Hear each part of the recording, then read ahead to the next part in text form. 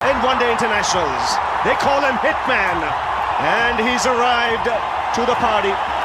White ball നേരിടുന്ന മാതിരിയല്ല Duke ball എന്ന് പറഞ്ഞുകൊണ്ട് ടെസ്റ്റിൽ രോഹിത് വിയർക്കുമെന്ന് ഹേറ്റേഴ്സ് പറഞ്ഞു താഴ്ത്തിയപ്പോൾ വേൾഡ് ടെസ്റ്റ് ചാമ്പ്യൻഷിപ്പിൽ 1000 റൺസ് 4 സെഞ്ചുറി ഒരു ഡബിൾ സെഞ്ചുറിയും തികക്കുന്ന ഏക ഓപ്പണർ. ODIയിൽ 29 സെഞ്ചുറിയും T20 ഇന്റർനാഷണൽ വേഗമേറിയ സെഞ്ചുറിയും 4 സെഞ്ചുറിയും തികക്കുന്ന ഏക കളിക്കാരനാണ് ഹിറ്റ്മാൻ. കണ്ടാൽ പവർ ഹിറ്റർ ഒന്നുമല്ലെങ്കിൽ പോലും സിക്സറുകളുടെ ഉറവിടമാണ് രോഹിത് ശർമ്മ.